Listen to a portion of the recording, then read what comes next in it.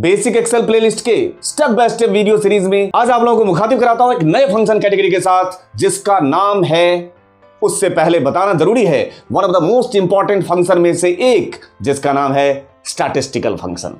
Statistical function में हम कई सारे फंक्शन पढ़ेंगे जिसमें से सबसे पहले वीडियो में आप लोगों के सामने इंट्रोड्यूस करने जा रहा हूं एवरेज ए, एवरेज इफ और एवरेज इफ्स के साथ। तो आगे चलते हैं, इस एग्जांपल के जरिए एवरेज ए, एवरेज इफ और एवरेज इफ्स को समझते हैं। सब्सक्राइब कीजिए इनोजेंट चैनल को और बेल आइकन को दबाइए एक्सेल और करियर मोटिवेशन वीडियोस देखने के लिए।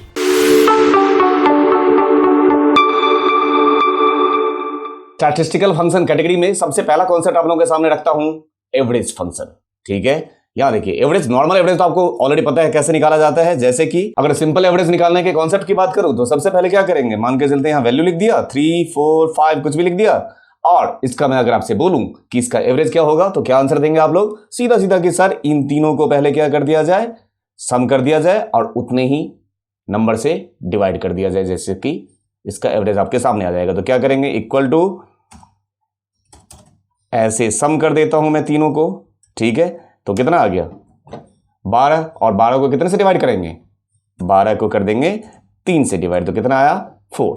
तो इसका एवरेज अगर मैं ऐसे काउंट करूं तो यहां पे भी दिखा देगा एवरेज, इसका एवरेज आया 4। लेकिन हम इतना मेहनत क्यों करें जब हमें ऑलरेडी फंक्शन बना के दिया गया है एवरेज के निकालने के लिए। तो कैसे यूज करेंगे ये देखिए, मान के चलते हैं टोटल निकाल दिया, इसका इतने महीने का डेटा है, इसका टोटल ऑलरेडी मैं निकाल चुका हूं। तो इसका अगर मुझे एवरेज पता करना है तो कैसे पास करेंगे, वो देखिए इक्वल टू एवरेज नाम का ऑलरेडी हमें फंक्शन बना के दिया गया है, और यहां से यहां तक का टोटल को छोड़ के यहां से यहां तक का आपने रेंज पास कर दिया, एंटर। इस तरीके से आप एवरेज निकाल सकते हैं।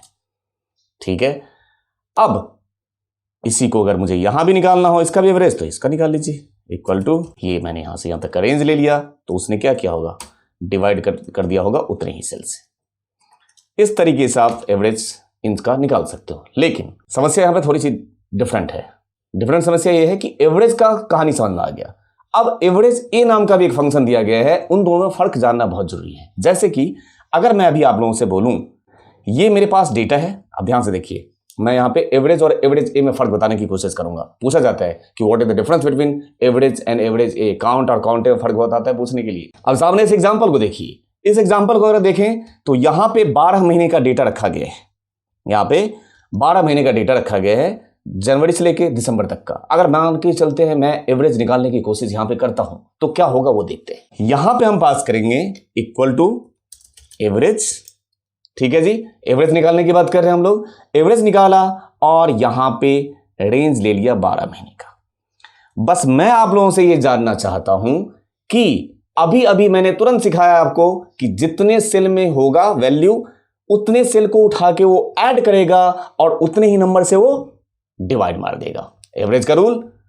अब आप लोग बताइए मुझे, यहां पे 12 महीने का डेटा है तो इसको क्या करना चाहिए, एवरेज में जो आउटपुट आएगा उसको क्या करना चाहिए, सबको सम कर देना चाहिए और कितने से डिवाइड कर देना चाहिए, 12 से या नहीं, ये मेरा सवाल है आप लोगों से। अगर आपका आंसर है सर इसको 12 से डिवाइड करना चाहिए, और सभी लोगों के मत एक जैसे नहीं हो सकते, कुछ लोग आप में से ऐसे होंगे उनका कहना होगा सर नहीं ये 12 से डिवाइड नहीं होगा, ठीक है ये 11 से डिवाइड होगा।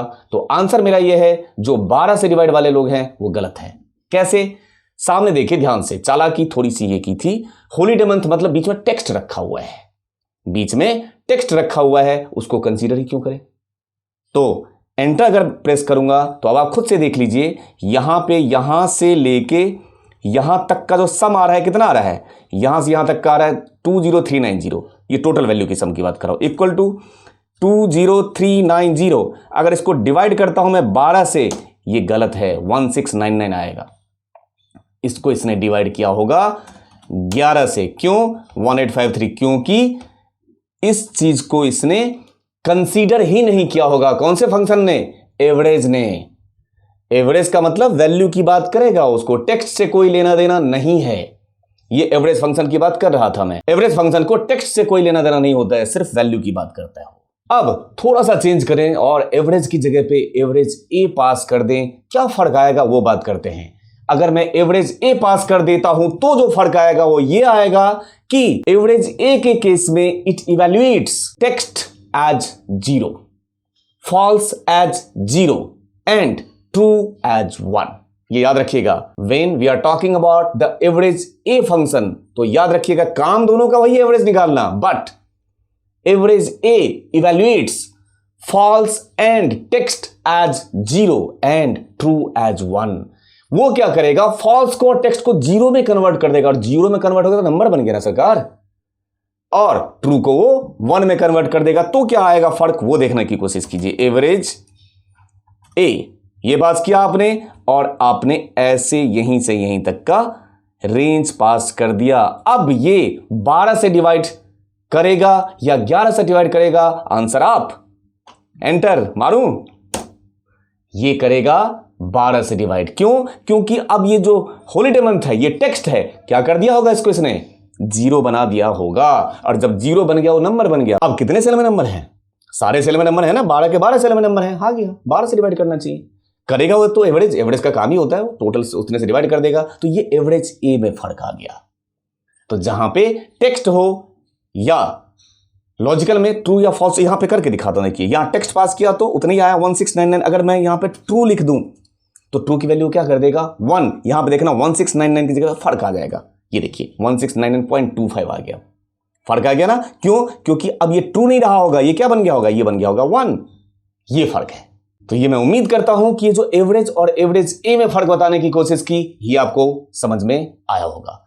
अब इस एग्जांपल के जरिए हम लोग बात करना चाहेंगे एवरेज इफ, जैसे कि सेल्स रिप्रेजेंटेटिव का नाम रखा गया है, यूनिट्स रखा गया है और सेल्स अमाउंट रखे गए हैं यहां पे, और यहां पे कुछ सेल्स रिप्रेजेंटेटिव के नाम रखे गए हैं। अब हम लोग इनके यूनिट्स का या जो सेल्स अमाउंट है किसी का भी एवरेज निकालना चाहते हैं। तो यहां पे हमारे पास ये जो अनिकेत, अमन और आरती, ये क्या हो गया, क्राइटेरिया। अब आप लोग याद कीजिए, एक फंक्शन पढ़ाया था सम इफ और सम इफ्स, कोई भी फर्क नहीं है, सेम फंक्शन है, चलने का पैटर्न, उसके पैरामीटर्स सेम है। जैसे वहां सम हो जाता था, यहां एवरेज निकल जाएगा, क्या दिक्कत है इसमें, है ना। देखिए इक्वल टू एवरेज इफ, ये रहा एवरेज इफ, ये क्राइटेरिया के बेस पे एवरेज निकालेगा। वहां पे अभी जो हमने एवरेज निकाला है वो सीधा सीधा एवरेज निकाल दिया, बट यहां पे कंडीशन वाली बात आ गई, तो क्राइटेरिया के बेस पे निकाल देंगे, क्या दिक्कत है। यहां देखिए एवरेज, सबसे पहले रेंज याद करें, सम इफ, रेंज का मतलब होता था क्राइटेरिया का रेंज। यहां क्राइटेरिया कौन है,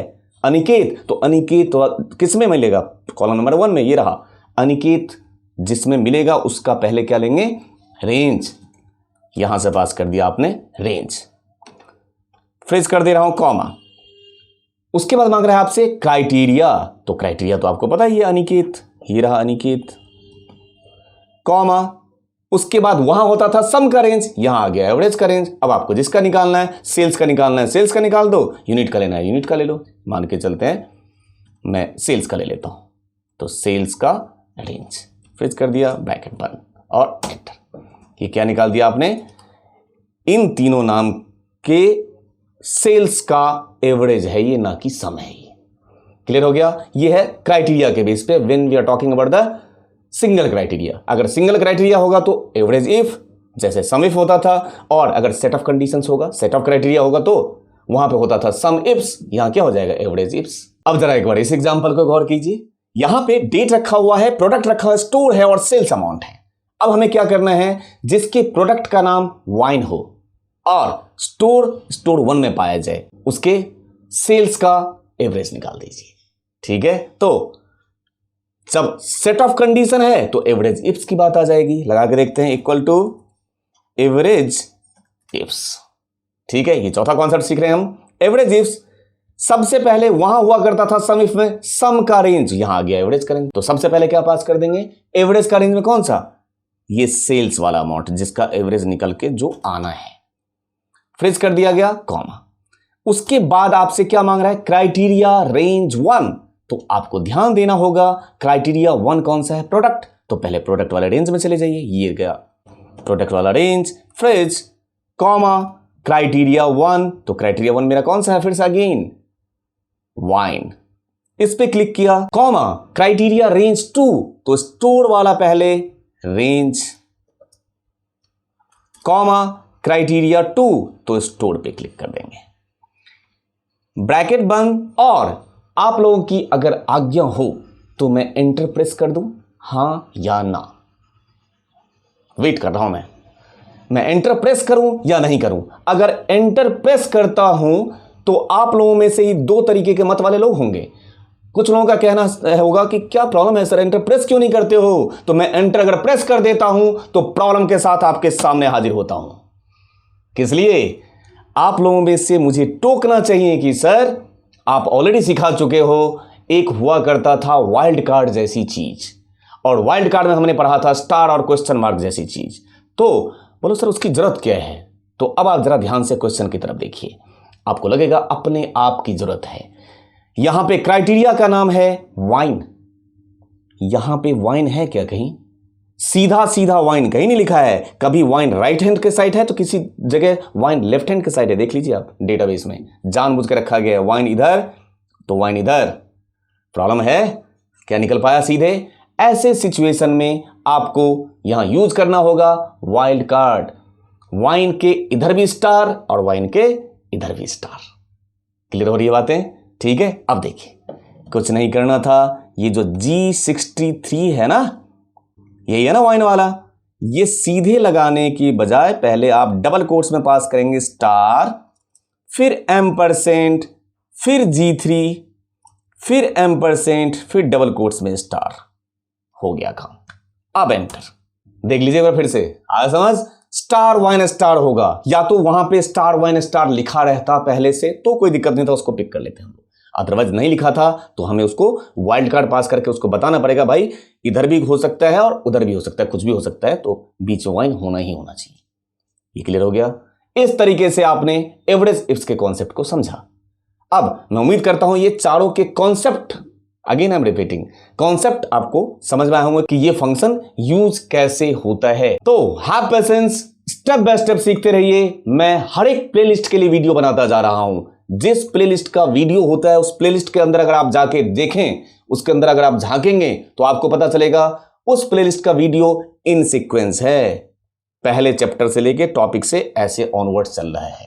तो जो सीखने वाले लोग हैं, जो बिगिनर है अभी, बेसिक एक्सेल के वीडियो नंबर 1 से स्टार्ट कीजिए सीखना। अगर आप स्टेप बाय स्टेप प्लेलिस्ट के जरिए हर एक टॉपिक को करते जा रहे हैं तो मैं सीक्वेंस में टॉपिक कराता जा रहा हूं और आप लोगों को समझ में आता होगा, इस बात की मैं उम्मीद करता हूं। अब आपसे मिलता हूं अगले वीडियो में इसी स्टैटिस्टिकल फंक्शन के अगले सीरीज के साथ। Thank you.